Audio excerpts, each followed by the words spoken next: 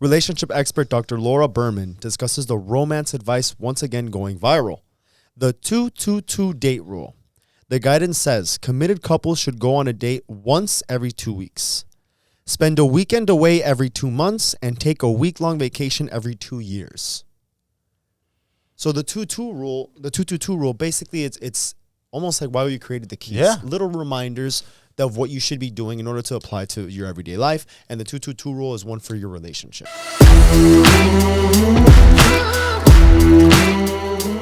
It should work. It should just fit. Oh, everybody goes through problems. But it's like, what do you do? Exactly. You know, like, how do you solve those? What's the right way to go about it?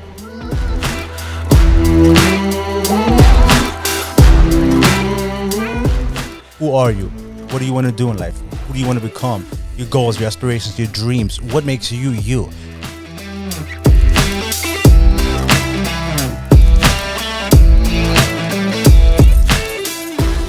There's so much more to it than just the first 6 months, the first 8, the first year, because it's everything is new, everything is fresh, everything is exciting, and everybody wants to put their best foot forward. So yeah, you won them. You won them, but now is the real work. Did you really? Exactly, and it's like how to keep that person, how to keep that fire alive. I feel very strongly about it. So when I sat down to write, this was the first chapter I started writing, because I feel I've met so many people, and it's kind of frustrating where it's like, they tell me their stories, and then I hear the problems, and it comes back to that they stop putting in the effort, that they stop dating this person because they've been together for a while. They've gotten accustomed to them. Well, this person's not going to leave me. I don't have to hold the door open. I don't have to bring flowers. I don't have to go on romantic dates. I don't have to do cute gestures. I don't have to woo them. I don't have to take care of myself. Well, they're not going to fucking leave anyways. Well, that's the problem.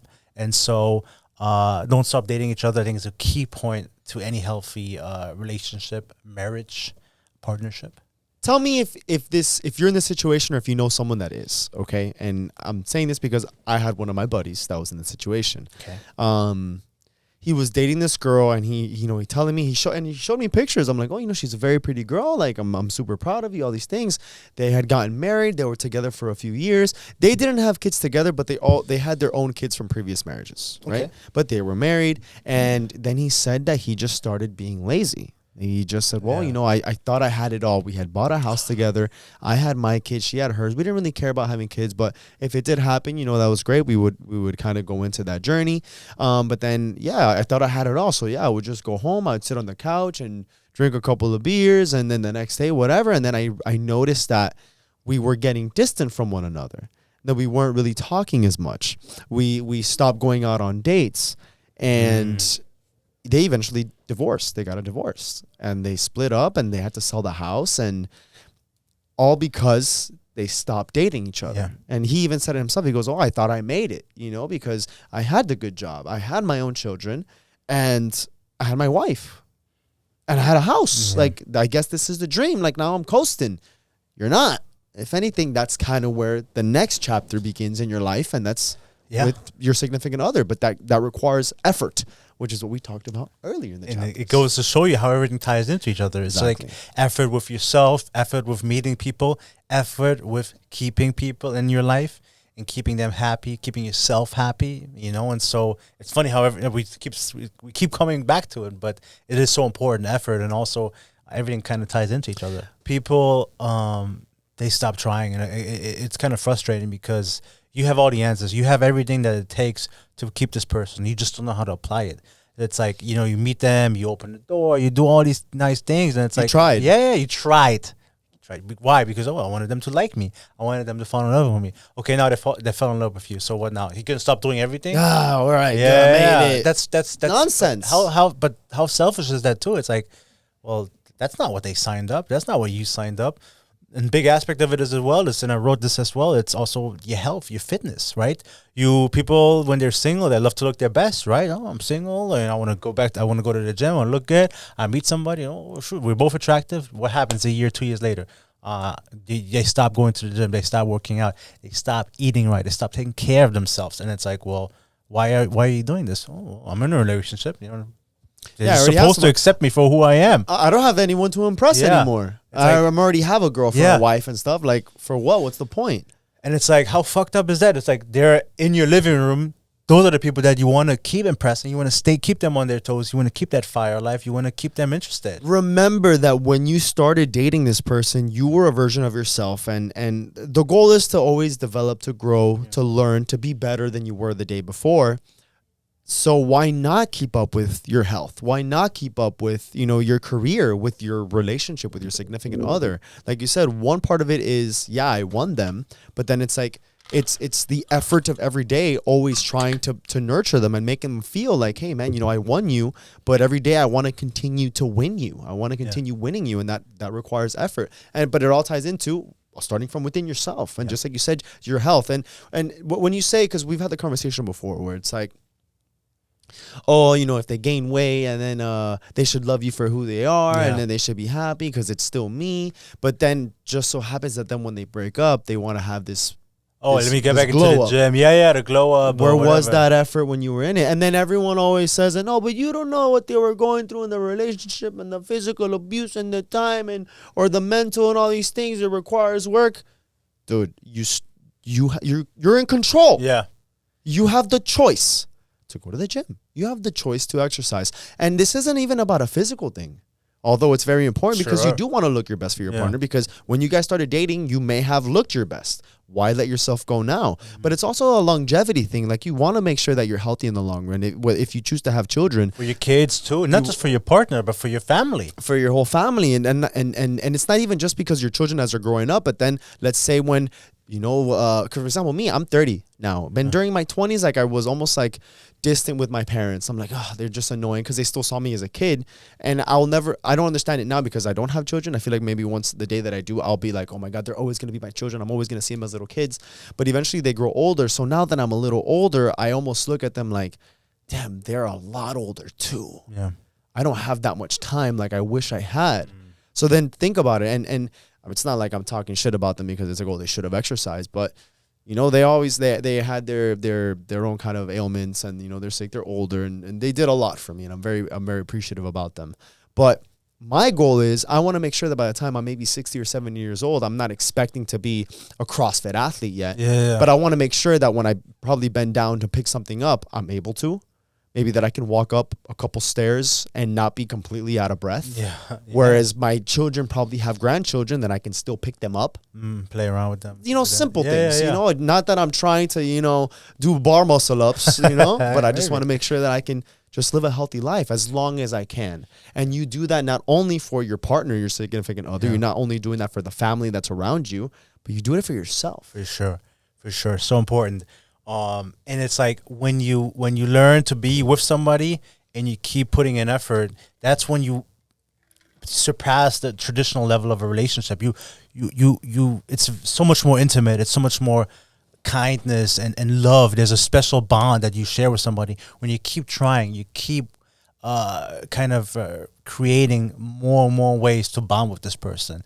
I remember, and I wrote about this in the book as well. One of the big things, I was at a restaurant and I had a table. I work at a restaurant, whatever. And there was this older couple, and I asked, they were married for a while, very nice, very affectionate, even at that age. And I was like, hey guys, whatever. They've been married for many years. So I was like, hey, what's the secret?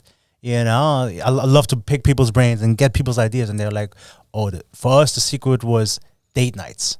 Whether that's, we go once a week or once a month, we'll go on it. We'll leave the kids with someone, a neighbor, a family member, et cetera, and we go out. Well, it's just me and her. And mind you, they had 7 kids, so they had a big family. So wait, how did they? But they had either the younger siblings would take care of them for a couple of hours. It's not like they were going for 6 hours, but they would be gone for 2 hours, 3 hours, something short. But they had the neighbors or a family member take care of them. But they would allocate time for each other. A lot of times, a big part is people have kids, and they stop. The couple, the married couple or whatever, the man and the woman, they stop investing in each other and they focus all their time and energy on the children. That's also a big aspect why relationships fail. It's like the partner was there before you, before the kid. It was with them that you created those. You created the kid with your partner. Put energy into them, put focus on them, and stop like putting them to the side. Yeah, because so one day, I'm using me as an example, but also Dr. Hasty says it too. Yeah. Me, when I was in my mid-20s, or like early 20s, mid-20s, I was almost distancing myself from my parents a little bit because I just wanted to kind of not rely on them or just always establish yourself too. Exactly. So at that point, it's almost like, well, when that happens, just imagine of how you've been neglecting your significant other for all those years, when now you have your children that are probably leaving, or they're moving on with their life, or going to create their own families. You've neglected your partner this whole entire time. I mean, now that they're not gone, so what do you do now? Do you reestablish? Do you rekindle? This person's almost like a stranger, or it may be a stranger. Or did you just live your life comfortable, thinking, well, I'm married, this is just what it's going to be? How it's supposed to be. But you can also have more fulfilling. And one thing that I wanted to bring up, I don't know, have you ever heard of the 2-2-2 rule? Yeah, I think you have mentioned it. I looked it up because I wanted to reference it. So, relationship expert Dr. Laura Berman discusses the romance advice once again going viral. The 2-2-2 date rule. The guidance says committed couples should go on a date once every 2 weeks, spend a weekend away every 2 months, and take a week-long vacation every 2 years. So the 2-2-2 rule, basically it's almost like why we created the keys. Yeah. Little reminders of what you should be doing in order to apply to your everyday life. And the 2-2-2 rule is one for your relationship. Yeah. Essentially, if you want to continue nurturing your relationship, no matter where you are in life, whether you're starting or maybe down the line, you want to rekindle, this is an important way for you to kind of bring back that spark and have those conversations, which is why we're also creating the card game. Yeah. Which we have the card game, which will be launching very soon. I think by the time this goes out, we probably would already announce it. But essentially, it's meant to promote, healthy conversations, maybe of things that you would have never asked, things that you probably should know already. Yeah. If not, things that are kind of exciting to kind of, again, rekindle the relationship. But again, with the 2-2-2 rule, it allows you to really re-engage with your relationship. So every 2 weeks you go on a date. Every 2 months you're able to spend a weekend away. And then once 2 years? 2 years, was it? A week-long vacation? Well, for you, yeah. But if you think of, you're more in that position. But now, in the long run, if you have a family, other responsibilities as well, you may not be able to. Although, I think for you, obviously, that's in your nature. Like, you're going to find more ways. You'd rather sacrifice maybe smaller date nights to then create more opportunities to be traveling. Sure. So, I think it's a trade. But you're still applying somehow the rule. Yeah. Of how it works for you. Exactly. But it just goes to that rule. What we talked about the chapter, it just kind of reiterates what we've been saying all along. It's like, prioritize your partner, and just because you've been together for 1 year, 5 years, 10 years, it doesn't matter. It doesn't matter, but they have to be the focus point. They're not the sole part of your life. You have your own identity as well. We've talked about it too, but they're a big part of it, and you have to treat them as such and put in the effort.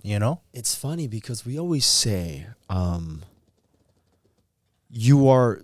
Like, remember who you were before somebody comes crashing in, right? Because that person still needs, love as well. Yeah. Because, your partner has to be a priority. And we, starting from within, we want you to always be your number one priority. Sure. Because if you're not 100% in anything, in every aspect in your life, how are you going to be able to provide 100% of you to your partner?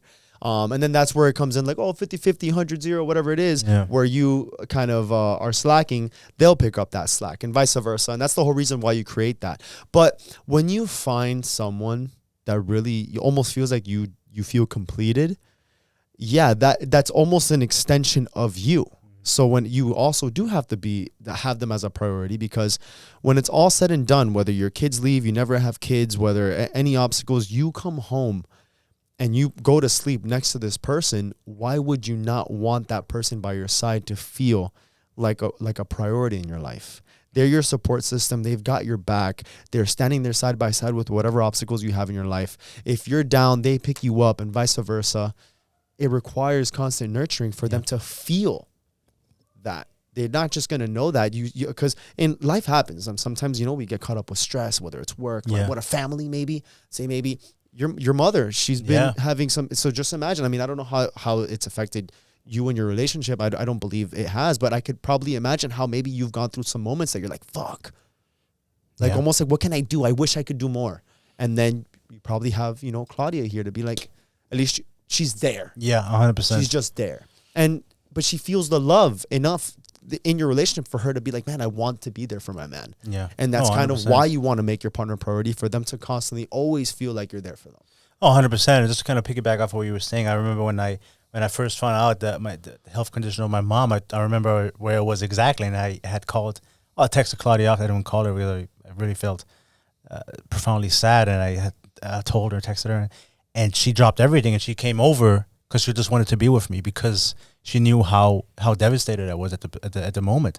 So it just kind of goes to show you, like, your partner is going to be, ideally your partner is your rock, your solace, someone you can confide into. And so it's so important to appreciate them, to nurture them, and to give back to them, even if you've been together for years and years, if you have a family or if you have kids.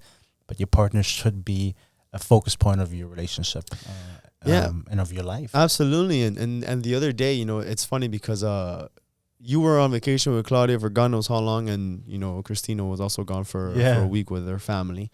And it was kind of, it sucked because then I would come back from work and I'd go to the apartment and I'm like, nobody's here. You know, it's weird. Peaches was there, no? She would be there most days. Yeah. Okay. But the issue is, so then the other day at work, I don't know, was it yesterday or the day before? I forgot, but I got out of work. No, it was the day before. I got out of work, and then I remember going to the apartment. And I was like venting to her about work, and I'm like, "Man, the quarter's about to finish. I'm so close to this. I need a couple more things here, and but then I have to follow up with this. Oh, this deal didn't go through, so now I gotta hope for this other one." And I'm there venting, and I just didn't know what to do. I just needed to let it all out, right? And then once I did, I go to her. I'm like, "This is why I look forward to coming home after work." Knowing that I have you, knowing that I can vent, someone can listen to me, someone can support me, and just be there for me, you know. So but it goes to the same thing. It's just always putting the priority there within your relationship and to your partner, in order to always have that feeling. Because, like, again, when I come home to work, I mean, yeah, she's gonna be there, but I look forward to it. Yeah. Because I care of how she prioritizes me. Like, she makes me feel so special. So it's like one of those fine little things that you just get home and it's like just her being there. For sure. Just her presence. I was watching this TikTok the other day, and there was an older gentleman who was talking about, like, some advice. You know, sometimes they ask people on the street, and he's like, he was on his phone with his wife, and it was a regular day, married for years, and she just dropped and she died. No cause, no nothing. They were just talking, whatever. And she just collapsed and she died. And he was like, nothing in life is guaranteed. Appreciate every moment that you have with your partner, because there's one day there's going to be the last hello, the last goodbye, the last good morning. And I had written this down too. I wrote down, I was like, there will come a day when you wake up to your lover and say good morning for the last time. It could be 10 years, 15 years, 20 years. Even these moments, there's going to be one time, this is the last time, even for us, right? And it just puts things into perspective. And life is very fragile. And the older we get, the more we realize that with our parents, with our partners, with ourselves, and even us, we're here too. It's going to be over one day too, right? And I think that also kind of plays into that as well, into the relationship you have with your partner, and prioritizing them and keeping them. You didn't see this video? I think I sent it to you maybe. It was a while ago, but it was a guy who was in his car and he's kind of just recording himself talking, and, you know, he's there at work talking to one of his coworkers, just there talking some shit, and then you know, he's there a little bit bummed down, that he's always happy, he's always chipper at work, you know, he's always, you know, good mood, and they're like, "Hey man, I think that something's a little off with you. Is everything okay?" And he goes, "No, dude, just me and my wife. We got into a scuffle the other day, you know, we're just kind of going through stuff, but I mean, whatever, you know, it'll be fine. You know, when I get home later today at work, you know, we'll figure everything out." And he goes, "Who told you that?" He's like, "What do you mean?" He goes, "Who told you you're going to get home today?" I'm getting a little emotional just thinking about it. Because it's like, and he goes, "What are you talking about?" He goes, "You don't know if you're going to make it home today. True. So you're going to leave here. I mean, anything can happen to you on the way home from work, where you may never speak to your wife again. So you're literally holding up, like, what are you arguing about? Is that so important? Like, your last conversation was an argument with your wife, and if you can't talk to her again, that's going to be the last conversation you had with her. Yeah. Call her right now." And he broke down crying in the video. And it's things like that that we don't think about. Yeah. Because tomorrow isn't promised. Obviously, you want to live for the moment. Sure. Bet on your future. You want to make sure that you are going to be there. Make good decisions so you can have that longevity. Take care of yourself, yeah. But also remember that tomorrow is not guaranteed and it's not promised. Yeah. So even on the slightest details, on the slightest moments that you can, to send some sort of appreciation, little reminders to your partners to let them know any issues that you have, it's not that big in the grand scheme of things. I love that. Yeah. I mean, this is a little bit more emotional chapter. I got water here. Yeah, for sure. And there's more to the chapter in the book. I've written down a couple of date ideas, and of course I'll talk about it as well. So if you're interested in it, check out the book, check out the course. But for all intents purposes, I mean, we kind of summed up the chapter. But kind of just to kind of go back of it is like, yeah, like if you want to make a relationship last, you have to put in the effort every single day. It could be small things. It's not about any grandiose thing that you have to do, but showing appreciation, verbalizing it, expressing it, holding the door open, bringing some flowers. Why? Oh, just because, you know. And remember how it was when you first started dating them. And those moments, how were the 6 months? And you want to apply that even 6 years into the relationship. Yeah. And I think that's a big part of keeping a relationship healthy. Before we close this off, because I know that we have the examples in the book and in the course, but just can you at least give me just one example that you would say that you think it's like completely free that anybody can do. And because I also feel like there's very simple ideas, but I think you can also jazz up simple ideas to make them more than what it is. Yeah, for sure. One of the big things I've quite enjoyed, I love cooking. So yeah, I love cooking and I love learning new things. And sometimes I can fall into like a routine, but other times I want to spice things up. And so I think a really cool date idea, Claudia and I have done it too, is like we'll have almost like a cook-off where it's like, well, this Friday I'll do this, and then next week you'll do that, and we kind of almost kind of like in a jokingly, way, kind of compete. Playful. Exactly, but we both cook together, and it's like we have to eat anyways, right? So it's like it's not any crazy money that you're spending. Buy a couple of ingredients and you venture out. But I think cooking together on a Friday night, Saturday night is a really good way to open up a bottle of wine, whatever, depending on what you're making. I think it's a great way to kind of bond, and that is a date. So now let's think about this. So what do we say? What are you doing? Simple. You're just cooking a meal. Yeah. You have to cook it anyways. Right. But how do we jazz this up? Okay. You got a bottle of wine. Yeah. You now are creating an environment to meet, rekindle, spend some time together.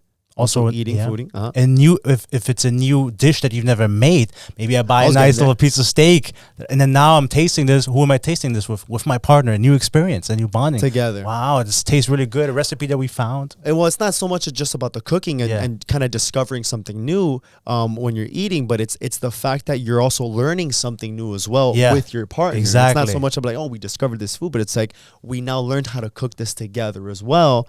And it's almost like you said, it's almost like a game. Like, oh, what else can I add to it? How can I make this better? And you make a bomb ass meal, and then the next week maybe she does something and she makes it, and then you're like, holy shit, this is amazing. And just think of how you're now engaging, how you feel excited because you're learning new things together, you're accomplishing things. And I feel like that's almost, it's what we said early in the chapter. It's those little micro accomplishments that almost motivate you. You make your bed in the morning, it's one more thing that you did than someone who just got up and left.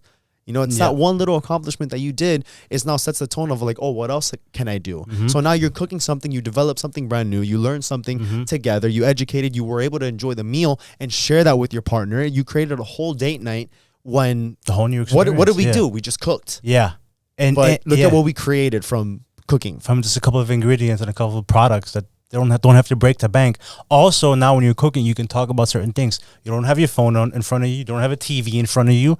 There are a couple of distractions, but there's no social media or no nothing. You can really bond with your partner and talk. Oh, how's your day? How was this? How's your dad? By the way, It's a whole new conversation. And if we look at it a little bit more subconsciously, it's almost the action of how you're working together also to make the meal. If you guys are cooking together, we're a team. Who's better at this? Who's going to be reading? Who's going to be doing?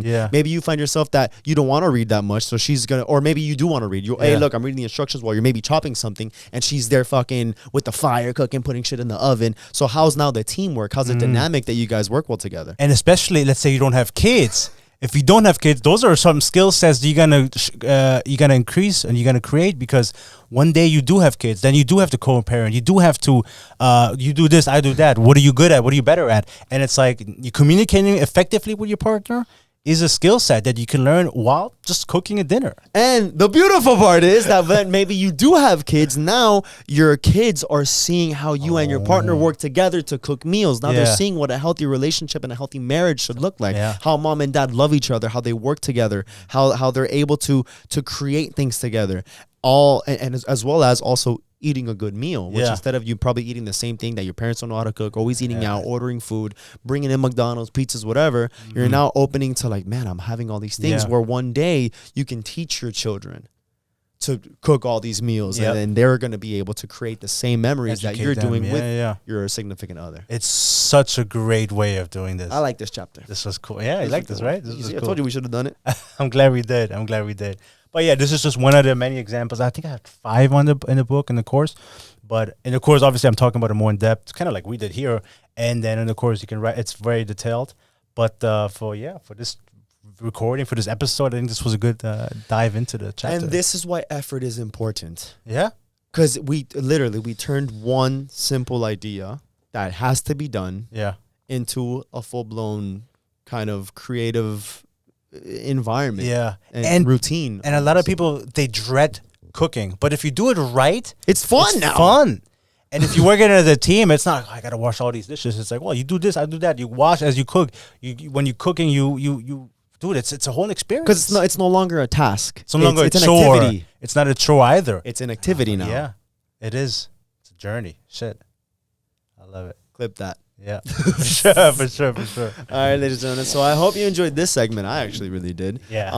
But of course, yeah, you'll find a lot more of this. You download the keys completely for free. Again, the quick reminder of everything when we touch up on little details of the book. And of course, get the book. I encourage you to read it. It's a quick read, about 100 pages that goes talks about everything that's encapsulated of how to be a better individual and how to nurture relationships and find that great partner.